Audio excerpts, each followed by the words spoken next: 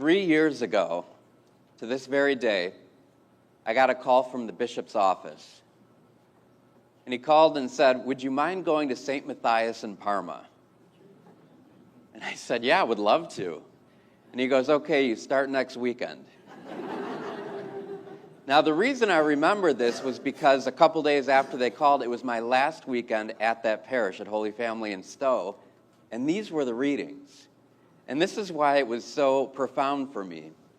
The readings, as we heard in the second reading, is about Abraham, who God calls to go on a sojourn.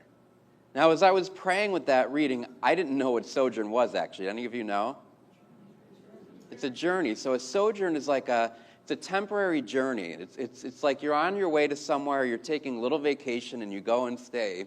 You sojourn. You go away somewhere for a little bit, and then you go somewhere else. And so I was telling the people at Holy Family how I was sojourning there. I was assigned for 4 years, but after 2 years, I got called here, and that turned out to be a temporary stay until I got here. And what I love about this reading are a couple things. Is some of it's kind of funny. So St. Paul's describing Abraham here and his wife Sarah, and he's telling us how they were beyond their years of having a child. But God promised them that through their son, they would have descendants as numerous as the stars in the sky and as numerous as the grains of sand on the beach. And then he said, "From this man himself as good as dead." So Abraham's so old, he's as good as dead, but God still wants to work through him. And so this unbelievable miracle happens where they conceive and they have Isaac. And after they have Isaac and he starts to grow up, and Abraham and Sarah must be excited about this boy bringing the generations forth, God says to Abraham again, "I want you to take your son, your only son, and sacrifice him to me."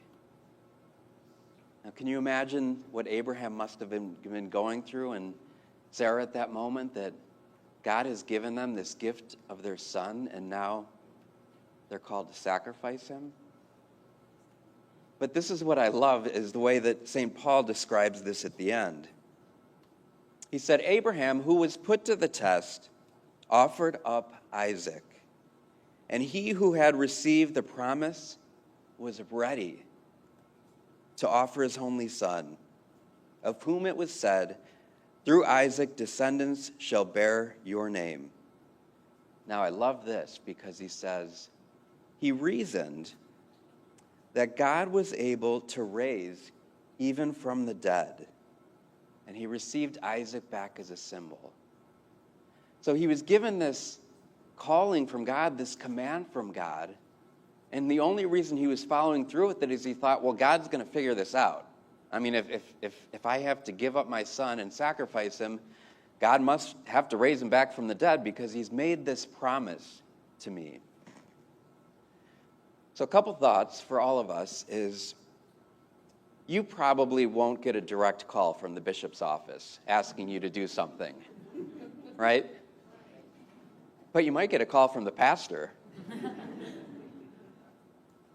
And my hope is, as being your pastor, as that each and every one of you may want to offer yourselves for this parish, that in some way you want to give of yourself here.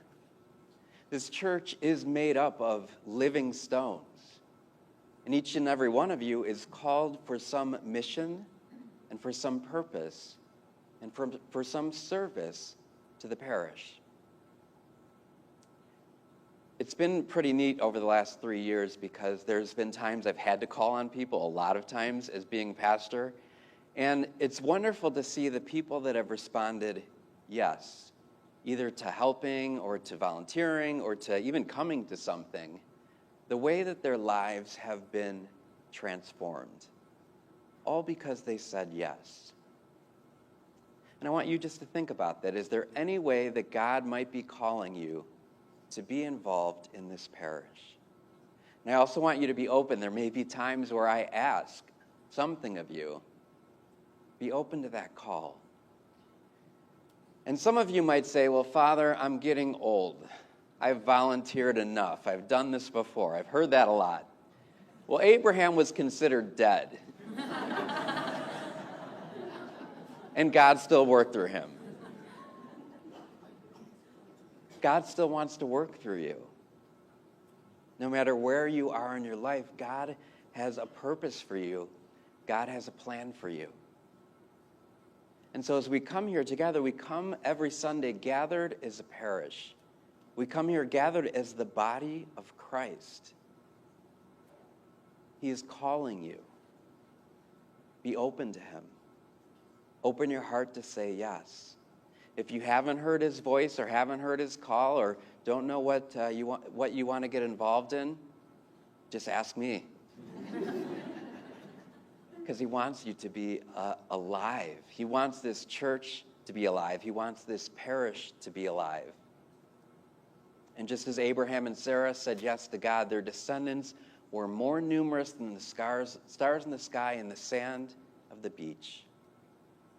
And this is true here of our place in Parma. Through you, he wants you to go out and evangelize and to bring as many people back as you can. And if we truly open ourselves up to him, our reach will be far more distant and far more sweeping than we ever could imagine. Abraham was still useful to God, even though he was almost dead. You're still useful to him too. And as a parish, let us open our hearts, open our minds, open our ears to what God may be calling us to. Your sacrifice, like Abraham and Sarah's, might be difficult. And at some point in your lives, we're called to trust God. Some point in our lives, that trust is going to come when our lives seem completely a mess, when we're overwhelmed. That's when trust happens. And maybe you're experiencing that right now in your life. That craziness that might be going on in your life, that grieving that might be going on in your life, that change that might be going on in your life, it's but a sojourn. It's only for a time. And if that hasn't happened to you yet, I promise you that it will. And when that does happen, can you just take a step forward and trust? It is through trust and through openness that we follow our God. It is through trust and through openness that we give of ourselves and share of ourselves. It is through trust and openness that God can continue to work miracles in our lives.